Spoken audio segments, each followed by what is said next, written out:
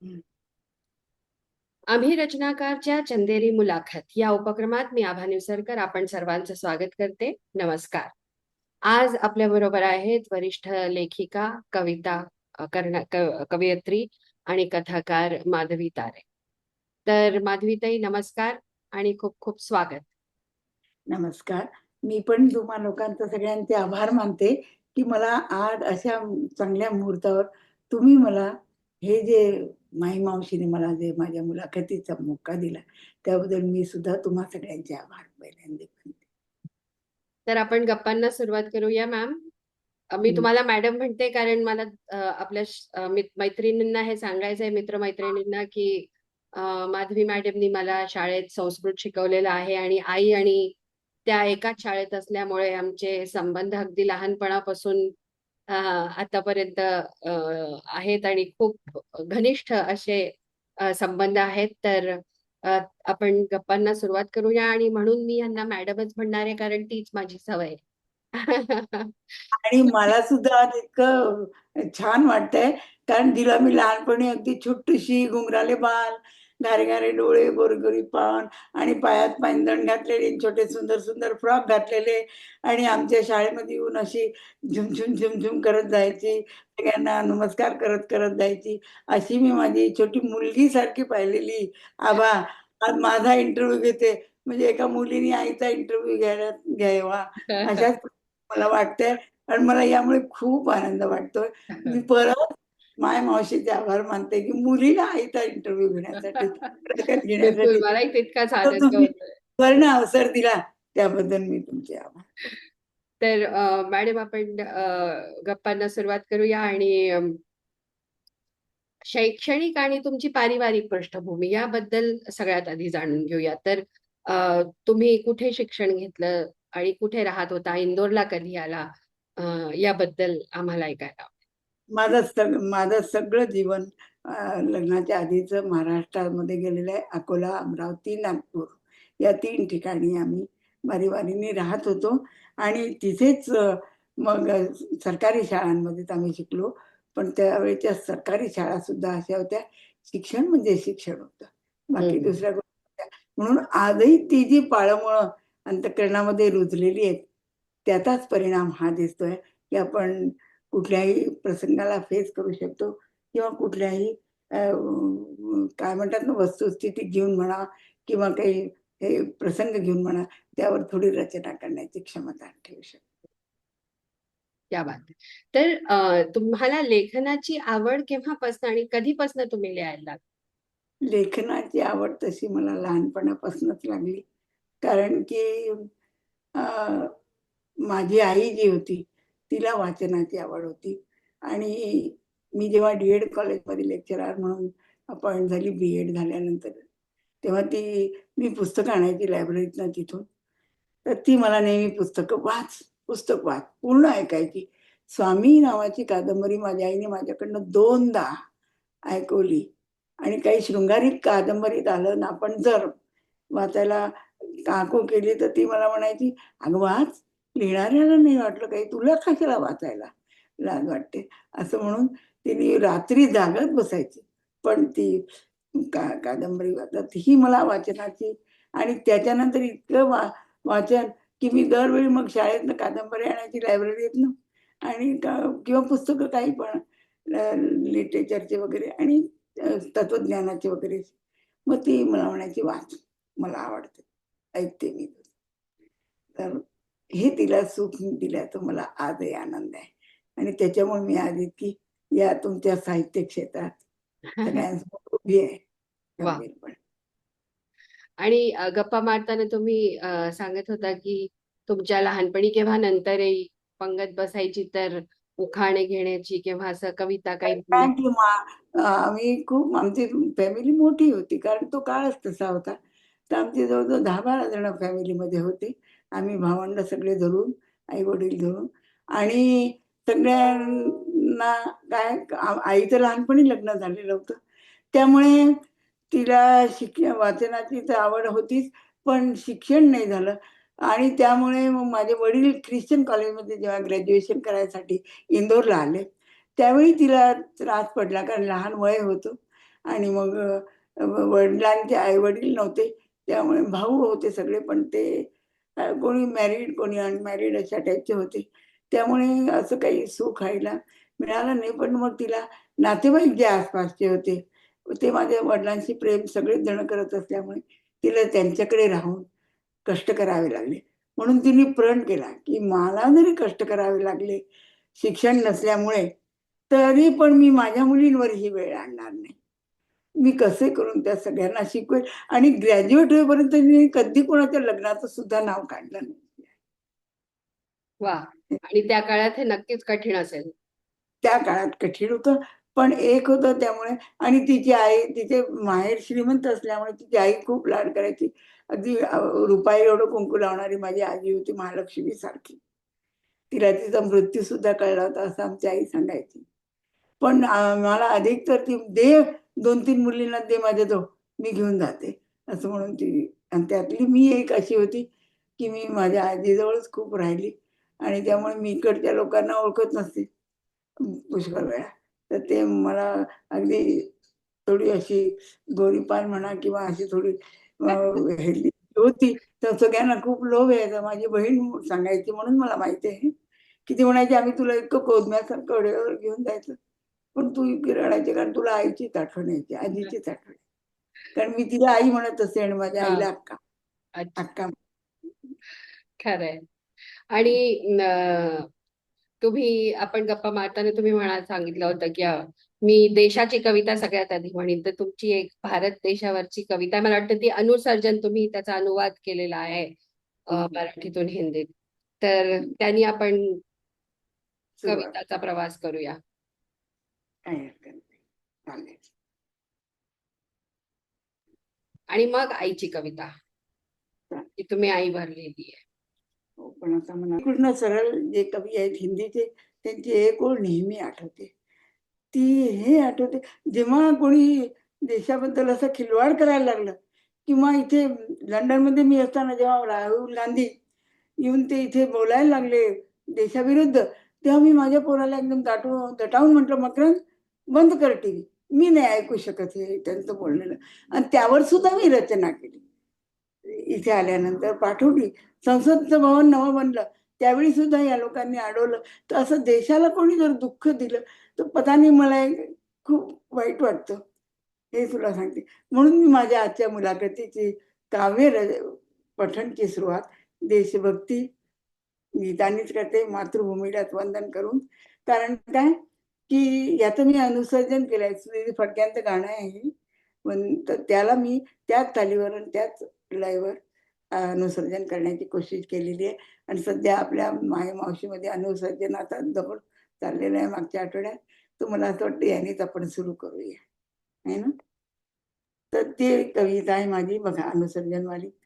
वेद मंत्रों से है प्यारा वंदे वंदे मातरम वंदे वंदे मातरम वंदे वंदे मातरम मातृभूमि के मुक्तता का यज्ञ हुआ भारती उसमें लाखों वीरों ने दी जिंदगी की आहुति आहुति से सिद्ध हुआ मंत्र वंदे मातरम वंदे वंदे मातरम वंदे वंदे मातरम मंत्र से इस जाग उठा चेतनाहीन राष्ट्र अपना शस्त्रहीनों ने किया तब शत्रु के संग सामना शस्त्रहीन को मिल गया तब शस्त्र वंदे मातरम वंदे वंदे मातरम वंदे वंदे मातरम रचित किया यह मंत्र दिन से प्राण त्यागे लड़ते लड़ते वे पुण्यात्मा बन के बैठे स्वर्ग लोक सिधार के, गाए उनकी आरती का गीत वंदे मातरम, वंदे वंदे मातरम। वेद मंत्रों से हमको प्यारा वंदे मातरम, वंदे वंदे मातरम। भारत माता की जय। क्या बात आहे. वा, खूप छान कविता आणि खूप छान स्वरात तुम्ही म्हटली. अ, आणि आईवर जी तुम्ही कविता लिहिली, आईच्या जीवनाबद्दल, तिच्या कष्टांबद्दल, ती पण आम्हाला ऐकायला आवडेल.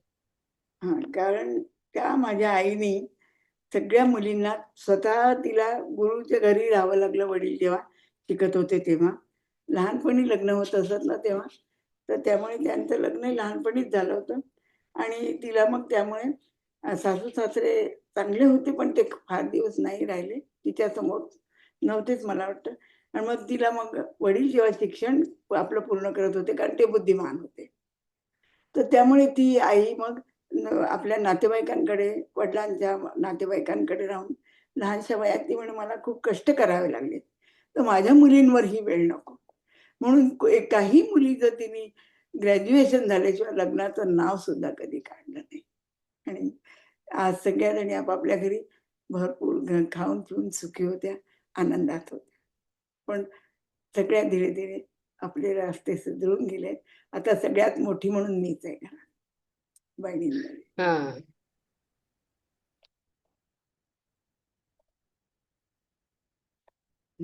तर आता त्या आईवर जशी मातृभूमीवर झाली, तशी त्या आईवर मी तिच्या श्राद्ध तिचं म्हणजे 12व्या दिवशी माझा भाऊ श्राद्ध करत होता तिचं आणि पुण्याला नेलं होतं त्यांनी तिला.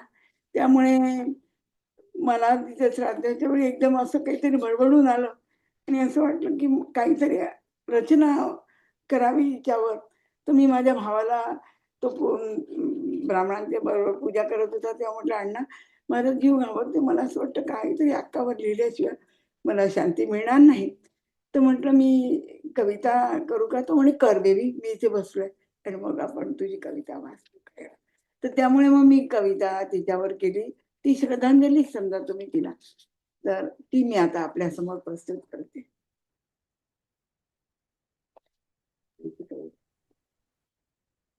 मृतिगंध नावाचा माझा एक अं, काव्यसंग्रह मराठी काव्यसंग्रह प्रसिद्ध झाला आणि हा अ, पी.डी. मुळे, जस्टिस मुळे आणि या लोकांनी आणि कवठेकर या दोघांनी याचं वाचन करून माझा एक फार सन्मान सत्कार केला होता रवींद्र नाट्यगृहामध्ये आणि त्याच वेळी मी त्यांची स्पर्धेत कथा पण लिहिली होती एक. तर त्या कथेला सुद्धा मला पुरस्कार मिळाला होता आणि श्रीधर फडके आले होते अच्छा. त्यावेळी. हां, त्यांच्या हाती माझा हा सगळा सत्कार झाला होता आणि पुरस्कार वितरण पण झालेलं होतं रवींद्र नाट्यगृहामध्ये. हे तुला सांगते. हे जे माझे कविता संग्रह याचे मी 4 भाग केलेत. एकामध्ये राखीच्या कविता, प्रत्येक राखीला मी भावांना राखी बरोबर एक कविता सुद्धा पाठवत असे. अच्छा. म्हणून माझे वडील नेहमी म्हणायचे, की "आम्हाला तुझ्या कवितेचीच तुझ्या राखीपेक्षा जास्त ओढ असते. तेव्हा तू हा व्यवसाय बंद करू नकोस. तू हं. आम्हाला रोज एक कविता पाठवली तरी चालेल. हां. राखीनंतर तरी चालेल." क्या बात त्यामुळे है. मग छंद जो होता तो हां. जोपासत राहिले आणि दरवेळी राखीला कविता हा माझा क्रम किती 2018 पर्यंत जवळ-जवळ चालला आणि 2018 नंतर जेव्हा माझा दुसरा भाऊ स्वर्गवासी झाला, त्यानंतर मग मी सोडून दिलं. हं. तर माझ्या आईच्या पिंडदानाच्या दिवशी केलेली ही कविता आहे. कारण माझी आई पातूर जिल्ह्यामध्ये चानी म्हणून एक छोटंसं गाव आहे. त्या गावाचे मुख्य पाटील म्हणून होते माझे आजोबा आणि मोठं घर, जमीन जुमला, शेती-वाडी आणि खूप सारे मतलब नोकर-चाकर घरामध्ये तुला सांगते. आणि त्यावेळी मी लहानपणी तिथेच होती. तर एक त्यांच्याकडे नेहमी जे अ, रिक्षा घेण्यासाठी माणूस यायचा, त्याचं नाव पंढरी होतं आणि तो मला रोज भीती दाखवायचा. मला लहानपणी बेबी म्हणतात सगळे, तर बेबी कुठे आहे? मी तिला नेतो माझ्या घरी, नेतो माझ्या घरी. तर तो यायची वेळ झाली तर मला इतकी भीती वाटायची की मला रडू, मी अगदी कुठे नको, कुठे नको. माझी आई म्हणायची, "अहो, नाही नेतो तुला, नुसते डरवतोय तो." नाही पण मला इतकी, तो म्हणे, "नाही मी घेऊन जातो." मग एक दिवस माझी आजी म्हणाली, "अगं म्हण त्याला घेऊन जा. त्याच्याच घरी पोरांना जेवायला नाही आणि तो तुला काय दिलंय, तर जा म्हणतोय तो जा." आणि मी त्याला असं नुसतं म्हटलं, "हा घेऊन जा, काही हरकत नाही." पण त्यांनी मला खरंच खांद्यावर उठून तो न्यायला लागल्यावर मी इतकी रडत होते अगदी की मग शेवटी मग माझ्या पाठीमागे अर्थात घरातले लोकं आले आणि त्यांनी उचलून मला त्याचे, पण ते, आणि त्यानंतर मी एकदम 10वी पास झाल्यानंतरच तिथे गेली जाणीला. तर म्हटलं, "आता तुझे पितर जरी उतरवून आणलेत आभाळातनं, तर मी घाबरणार नाही, लक्षात ठेव." असं ते माझं लहानपण आजोळी गेलेलं होतं. तर या आठवणी आहेत म्हणून मी आता माझ्या निघालं तर सांगितलं. आणि माझ्या आईच्या पिंडदानाच्या दिवशीच मी केलेली ही कविता आहे. ती चानी नावाचं गाव होतं ते, आणि माझी आई पुण्याला आली होती नंतर शेवटच्या दिवसात भावाजवळ. तर चानी ते इंद्रायणी हे माझ्या कवितेचं हेडिंग आहे. चानी माझी जन्मली नवस साये, शेतीवाडी घरी विपुल वृषभ गाये. दोन आजींच्या कौतुके नाहलेली, आज नमिते मी पूज्यती माऊली. गुरु प्रेमात, कारण तिला गुरुगृही राहावं लागलं हे मी तुम्हाला सांगितलं. गुरु प्रेमाचा ओघ जिथे वाहे, तिथे आली परनूनी राम संगे. शारदेच्या वैभवे धुंद झाली, आज नमिते मी पूज्यती माऊली. काळ होता तो कठीण फार बाई, दिवस वर्षे परिवार वृद्धी होई.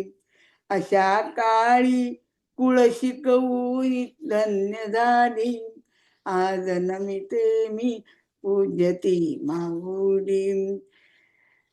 धैर्य धैर्य कर्तृत्वे वाट चालताना,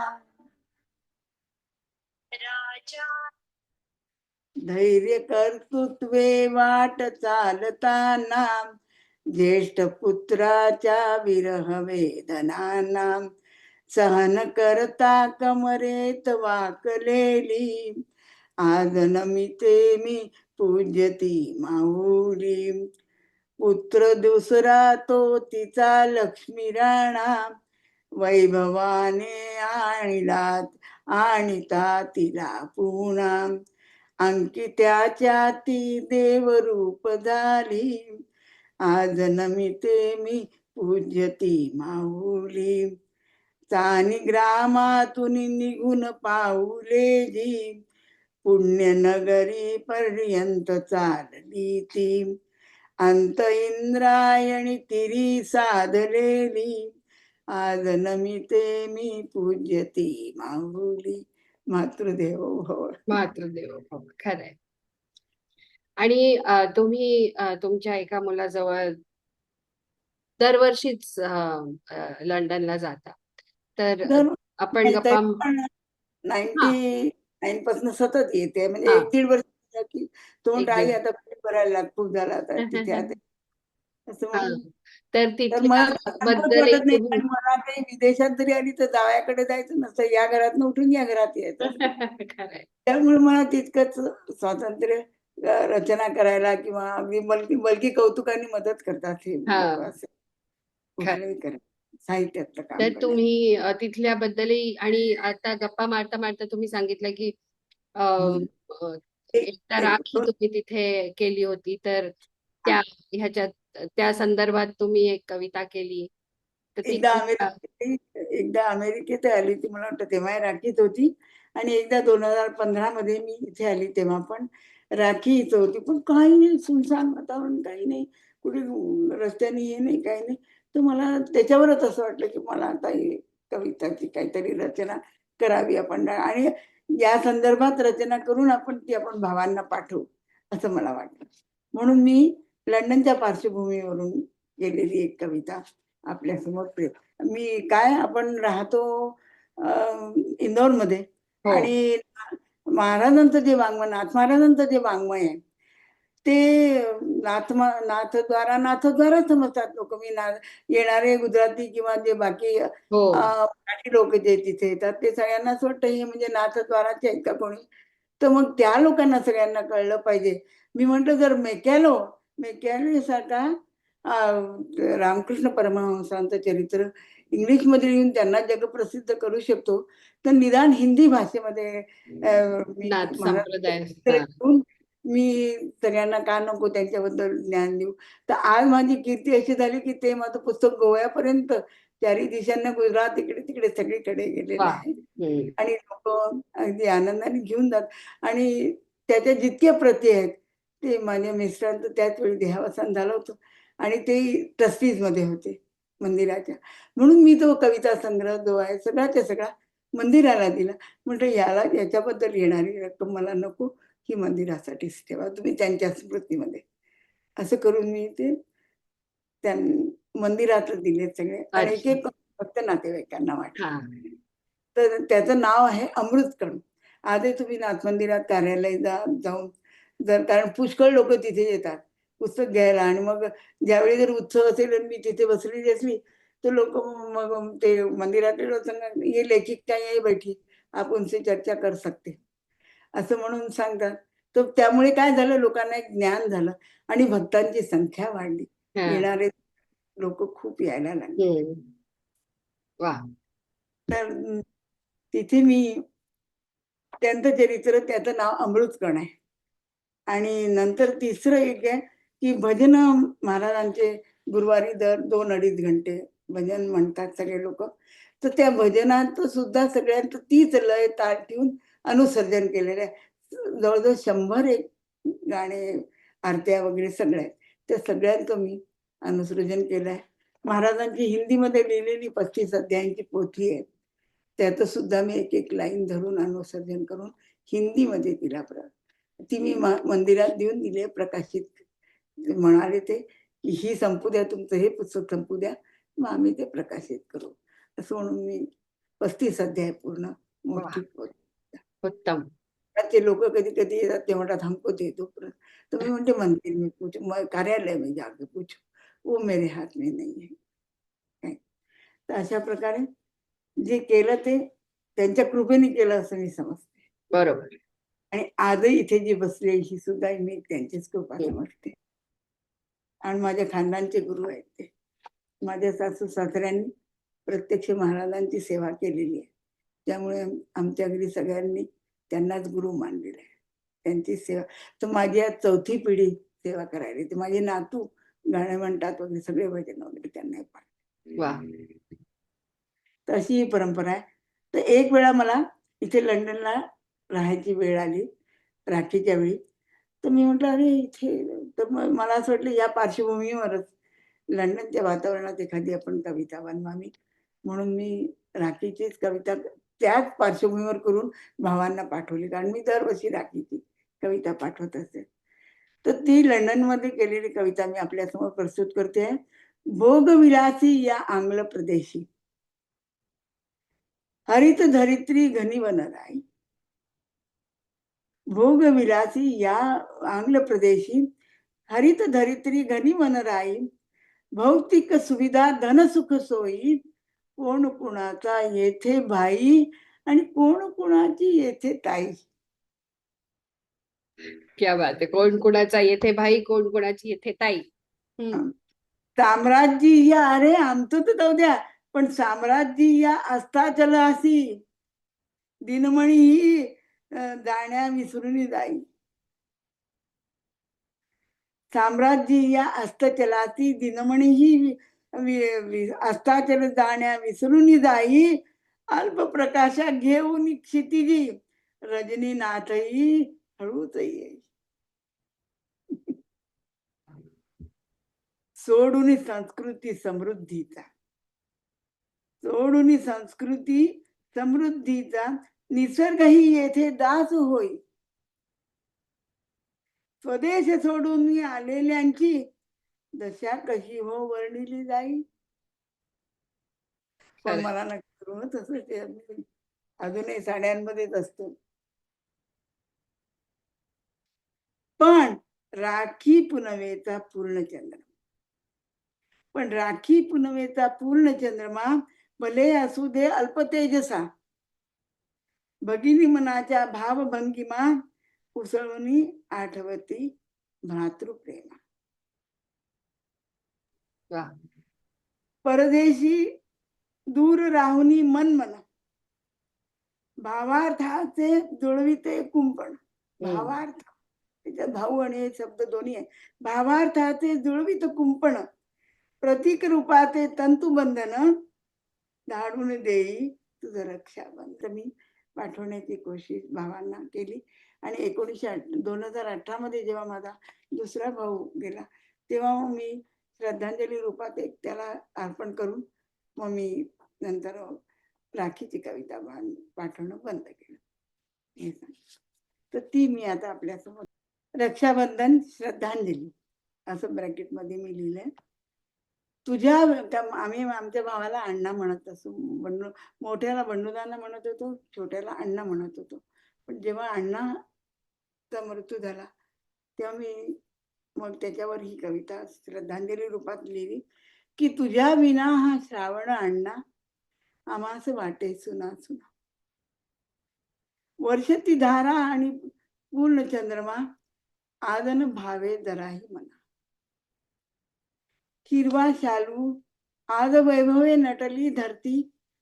हिरवा शालू नेसुनिया बाजाराचे वैभव राख्या. दुःखित करती मनासया. ज्येष्ठ भ्रात्या जाऊनीवरती दीर्घ काळ हा गेला उलटुनी. तुझ्या सवे पण खंती नव्हती भगिनीसी राखी बांधाया. भगिनीस राखी बांधाया. थकला का रे भार सगळा आप्तजनांचा वाहुनिया. स्नेहबंध मम भावदयेचा टाकलास का रे तोडून. अखेरता हा तुला दंडवत अटल सत्या मानुनिया. काव्यांजली ही तुला समर्पित पुढील पंथा दाखवे. मार्मिक. तर माधवीताई मॅडम तुमच्याशी गप्पा मारून खूप मजा आली आणि तुमची ऊर्जा आणि अ, लिहिण्याची स्फूर्ती अशीच राहू द्या. अ, आपण परत भेटू आणि खूप खूप धन्यवाद. पण तुझी मुलीने घेतलेली मुलाखत मी सुद्धा कधी विसरणार नाही हे लक्षात ठेव. आणि हा मोका सुद्धा हा स्वर्ण मोका मी धरते की एका आईची मुलाखत घेण्याला मुलीला मोका मिळाला. त्याबद्दल मी परत तुम्हाला सगळ्यांचे आभार मानते. माई मावशीचे आभार मानते. आणि जो काय आपला समय गेला जे काय माझ्या अल्पबुद्धीला जमलं सुचलं कारण आता वय असं झालं मी पुष्कळदा मोबाईल खोलते आणि कोणाला लावलाय हे कोणाला लावण्यासाठी खोलला हेही विसरून जाते. खरंय. अशावेळी आज हे सगळं मला एकत्र करून ठेवणं जरुरी होतं. म्हणजे बरोबर. काही नाही तर त्यातल्या त्यात एवढं तरी आपण प्रस्तुत करू. चल. हा, नमस्कार. धन्यवाद. तुझे आभार मानते. पण मुलगी आहे तशी आभार नाही. तुला आशीर्वाद देते की अशा सगळ्यांच्या मुलाखती घेत राहा आणि त्यांच्या साहित्याला उजळा. आहे ना.